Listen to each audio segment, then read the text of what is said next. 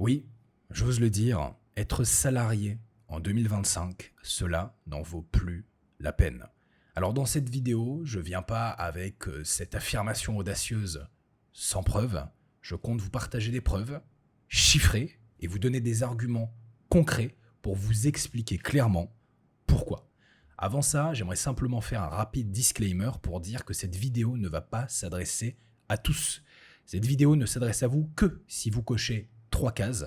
La première, vous êtes jeune, francophone ou français bien sûr, même si cela peut toucher la majeure partie des Occidentaux, c'est aujourd'hui surtout à ceux que je vais m'adresser. Donc si vous n'êtes pas jeune ou que vous n'êtes pas francophone, cela ne vous concernera probablement pas. La deuxième chose, c'est que si aujourd'hui vous suivez un métier, une activité passion qui ne peut s'exercer qu'en étant salarié. Par exemple, vous voulez devenir juge ou médecin légiste. Naturellement, cela ne vous concernera pas non plus puisque malheureusement, vous n'avez pas le choix. Vous ne pouvez pas exercer ce métier, cette passion autrement qu'en étant salarié. Et puis enfin, troisième point, je ne m'adresserai pas non plus à toutes les personnes ayant évidemment des déficiences intellectuelles, cognitives ou mentales. Je pense que dans une société, tout le monde doit avoir sa place, y compris les personnes qui n'ont pas les capacités de pouvoir choisir. Et évidemment, pour ces personnes-là, je pense que c'est important de pouvoir leur offrir la possibilité d'exercer des métiers et des activités, peu importe qu'elles soient salariées ou non. Maintenant, si vous n'avez pas de déficience intellectuelle, mentale ou cognitive, que vous êtes un jeune francophone, et que vous n'avez pas particulièrement de métier passion que vous suivez qui ne peut être exercé qu'en étant salarié, je vous invite à être extrêmement attentif et à regarder cette vidéo jusqu'au bout pour votre avenir.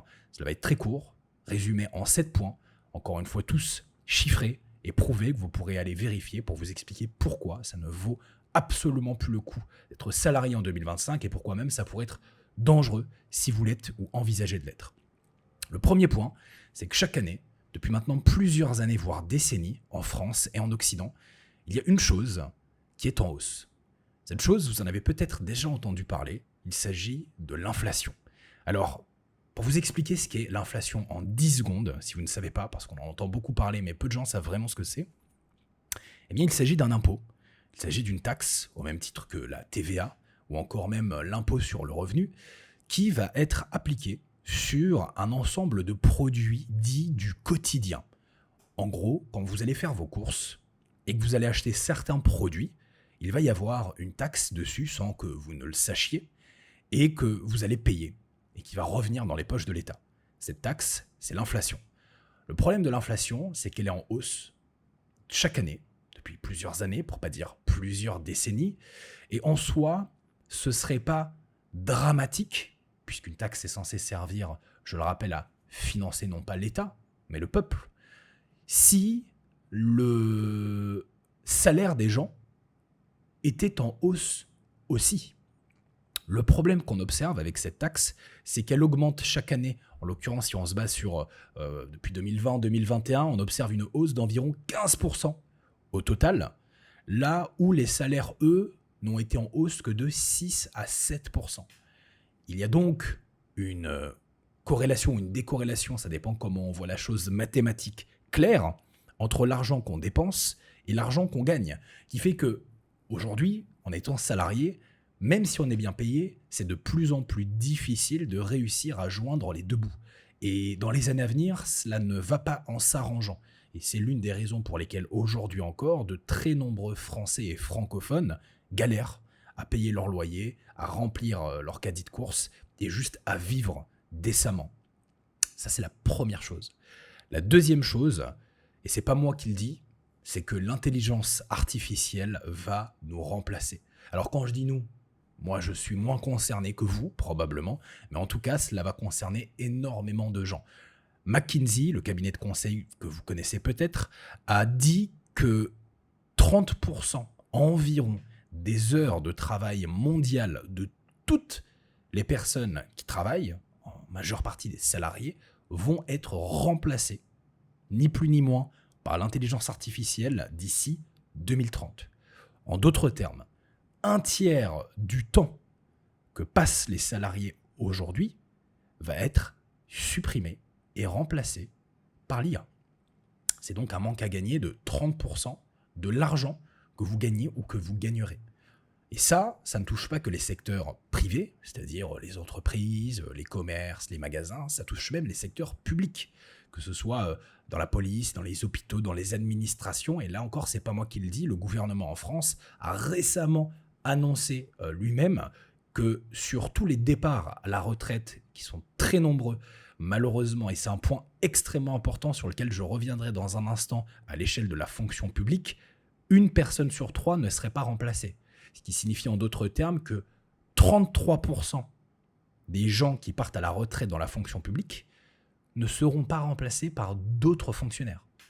Ils seront remplacés par l'IA ou ils ne seront pas remplacés du tout. Ce qui signifie qu'à nouveau, il y a un danger d'un point de vue salarial. Ce qui m'amène au troisième point.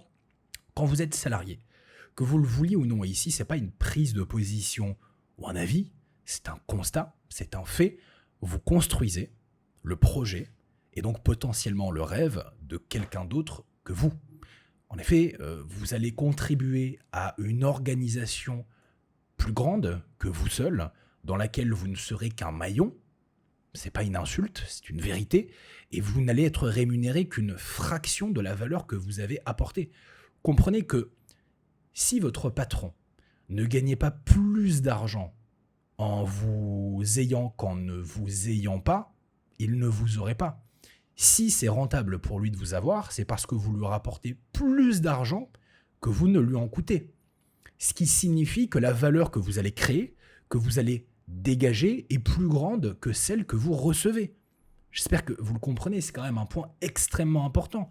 Aujourd'hui, le rôle que vous avez, le statut que vous avez, la valeur que vous avez dans l'entreprise dans laquelle vous travaillez est au-dessus de celle que vous percevez.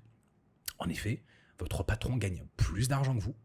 Pourtant, il n'apporte pas forcément la même valeur que vous, ni même parfois autant de valeur que vous. Et par rapport à ça, il est important de comprendre que l'actif qui vous rémunère aujourd'hui, c'est-à-dire l'entreprise dans laquelle vous travaillez, vous la louez, vous ne la possédez pas. Ce qui signifie qu'aujourd'hui, vous êtes sur un siège éjectable qui, à tout moment, et on l'a vu récemment avec une crise sanitaire dont je ne citerai pas le nom, mais je pense que vous saurez savoir laquelle, vous pouvez potentiellement perdre la place que vous avez, être remplacé, que ce soit par un autre humain, par une IA ou par rien du tout.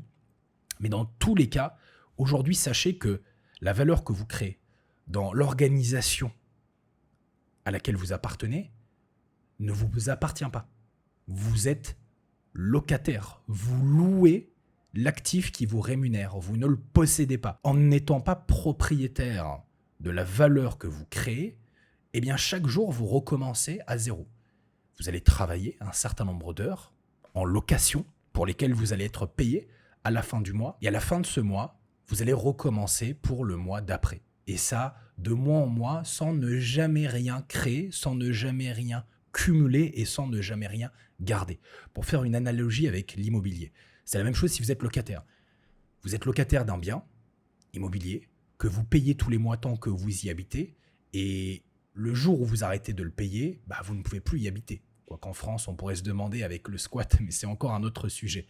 Dans tous les cas, techniquement, quand on est locataire, on ne possède pas le bien qui nous loge, ce qui signifie qu'à partir du moment où on arrête de le payer, on est obligé de le quitter, il ne nous appartient plus. Le propriétaire, lui, qui vous loue ce bien, il le détient. Et lui, à partir du moment où vous lui payez des loyers, vous allez lui financer, donc potentiellement rembourser son crédit ou lui permettre de générer des revenus. Et si vous décidez de le quitter, c'est pas grave, il vous remplacera par quelqu'un d'autre exactement de la même façon que ce que l'employeur le fera. Et lui, comparativement à vous, sera propriétaire d'un actif qui, en lui appartenant, lui permettra de bénéficier d'une valeur intemporelle de ce qu'il aura créé. Là où vous, votre valeur est limitée d'un point de vue temporel. Également, vous déléguez la possibilité d'être responsable et d'avoir le contrôle de votre avenir. C'est ce que je disais précédemment. Si vous vous faites licencier, vous ne pouvez rien faire. Aujourd'hui, vous n'êtes pas au contrôle. Vous n'avez pas la responsabilité de votre situation. Et même si vous êtes un bon salarié et un bon élément dans votre entreprise, ce n'est pas vous qui décidez. Ce n'est pas vous qui êtes aux commandes. Et alors, je sais que ça peut faire peur de se dire qu'on est responsable quand on est entrepreneur, mais je vous garantis que en voyant évoluer notre économie, notre politique, si vous aviez les informations que j'ai, que je suis en train de vous partager et que je vais vous partager dans un instant, vous sauriez que c'est beaucoup plus effrayant de ne pas être en contrôle que de l'être. Parce qu'effectivement, quand on l'est, on se dit que si on ne se lève pas le matin, si on ne bosse pas, parce qu'on le fait pour nous, on ne va pas avoir notre patron qui va nous appeler pour nous dire de venir. Mais en même temps, cette satisfaction, cette sensation, oui, satisfaisante, elle est grisante, parce qu'elle vous fait vous dire que vous êtes aussi aux commandes, ce qui signifie que tout part de vous. Donc il n'y a pas de limite, si ce n'est les vôtres. Et ça, c'est beau. Et aujourd'hui, comparativement à ce que vous pensez peut-être, c'est beaucoup, beaucoup, beaucoup moins compliqué et difficile qu'avant d'entreprendre et de se responsabiliser dans une activité où on est indépendant. Ce qui m'amène au 4e point, qui est qu'aujourd'hui, quand vous êtes salarié, vous manquez cruellement, que vous le vouliez ou non, de liberté temporelle et de liberté géographique.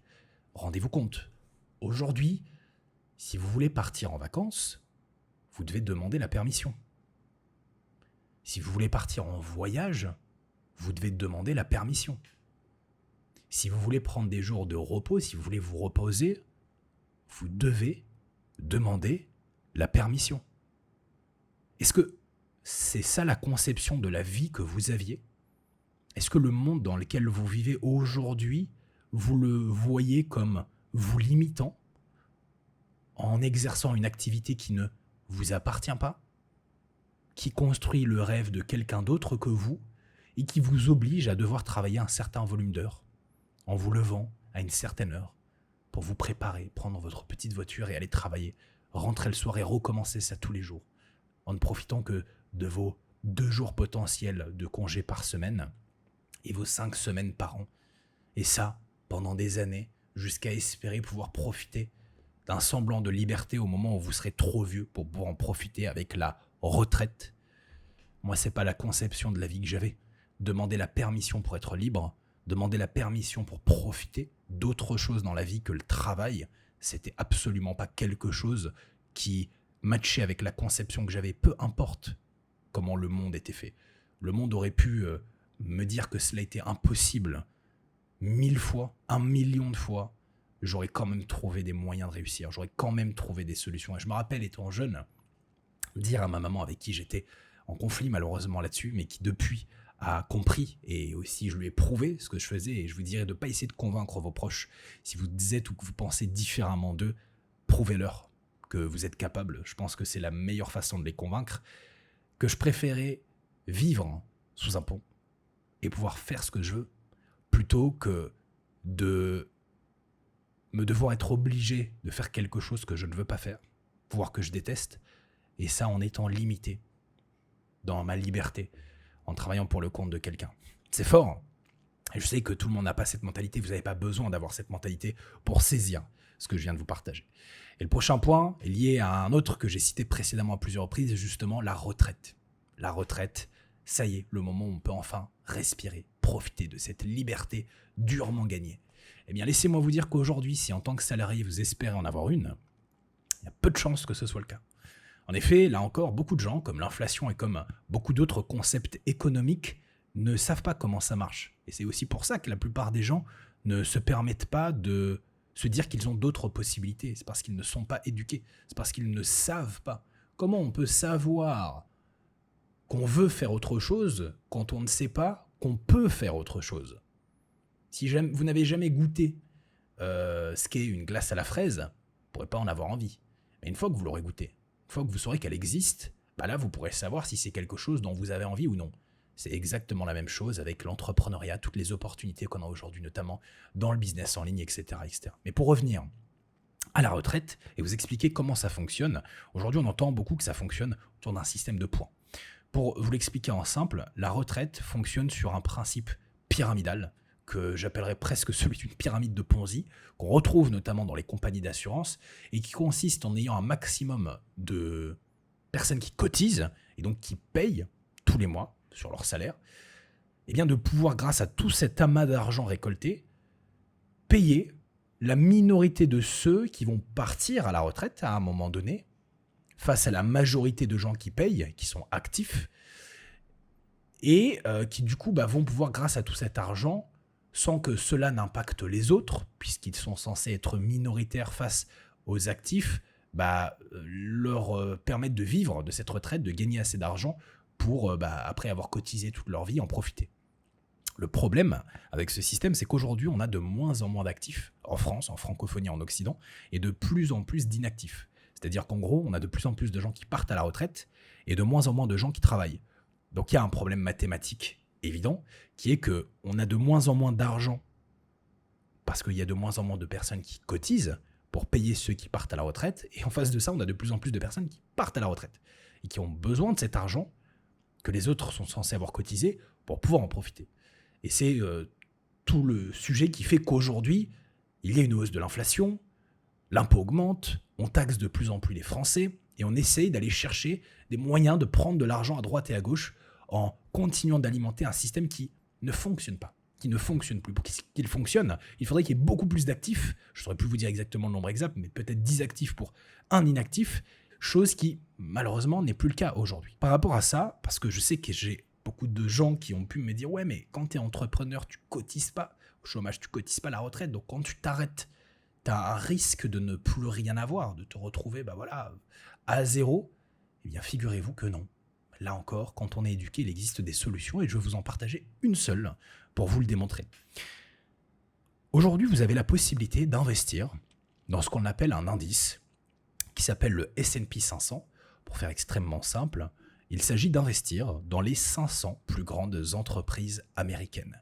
Les 500 plus grandes entreprises américaines aujourd'hui ont un passif extrêmement solide. Certaines existent depuis plusieurs décennies, voire plusieurs siècles, et sont en croissance plutôt stable depuis très très très très longtemps. Du coup, en investissant dans le S&P 500, vous investissez de manière fractionnée dans les 500 plus grandes entreprises américaines par le biais de cet indice. Je précise que cet investissement peut se faire extrêmement facilement, juste avec une application mobile, depuis votre téléphone. C'est très très simple. Aujourd'hui, le S&P 500 existe depuis un peu moins d'un siècle.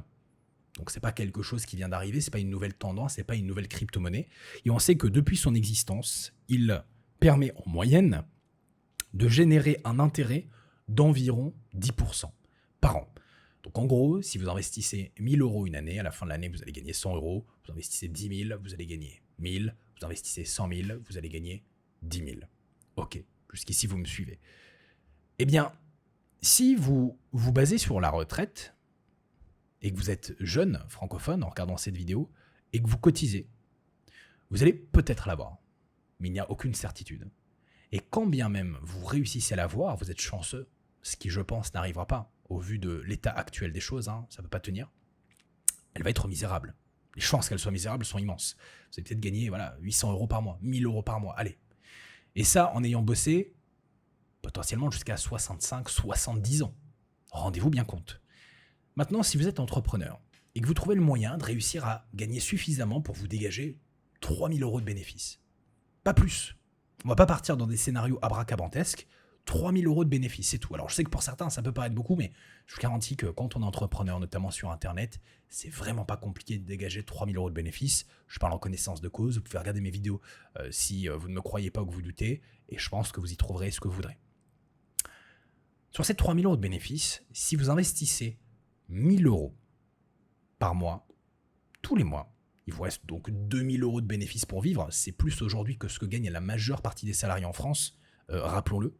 Ok, 2000 € de bénéfices par mois, c'est plus que ce que gagne la majeure partie des Français salariés. Vous investissez 1000 tous les mois, vous créez votre propre retraite. Grâce au S&P 500, en étant à 10% par an, au bout de 10 ans, vous serez à un capital total d'environ 200 000 €. 200 000 € qui, avec les intérêts que vous aurez générés et les intérêts composés, vous auront permis, en investissant seulement 1000 € par mois pendant 10 ans, d'arriver à 200 000. Ces 200 000, placés toujours à ces mêmes 10% grâce au S&P 500, vous permettent de vous dégager 20 000 € par an. 20 000 € par an, ça fait environ 1800 € par mois, si je ne dis pas de bêtises. C'est plus que ce que la majeure partie des gens à la retraite ont ou pourront avoir. Et ça, non pas en ayant eu besoin de travailler toute votre vie, jusqu'à 65 ou 70 ans, mais en économisant pendant seulement 10 ans.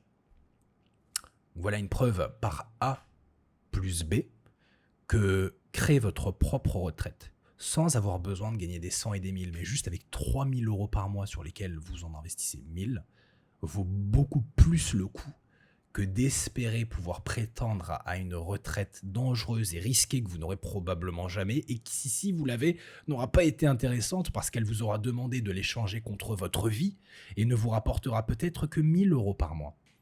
Encore une fois, renseignez-vous sur le S&P 500 si c'est pas clair. Il n'y a rien de compliqué, comme je l'ai dit, c'est un indice. Imaginez un grand panier qui regroupe les actions des 500 plus grandes entreprises américaines. Chaque fois qu'une entreprise fait faillite ou n'est plus assez bonne, elle est remplacée par une autre. Donc autant vous dire que la stabilité est grande et que le risque est faible et qui rémunère depuis près d'un siècle à hauteur de 10% par an tous les ans de manière stable. Ce qui m'amène à l'avant-dernier point lié au précédent, qui est que quand vous êtes salarié, il y a une impossibilité quasi totale à l'enrichissement. Sauf si vous exercez certains métiers, on parle de moins de 1% des métiers, vous ne pourrez pas vous enrichir. Vous ne pourrez pas vous enrichir parce que déjà, vous n'allez pas gagner beaucoup d'argent. La majeure partie des gens aujourd'hui en France gagnent moins de 3000 euros par mois.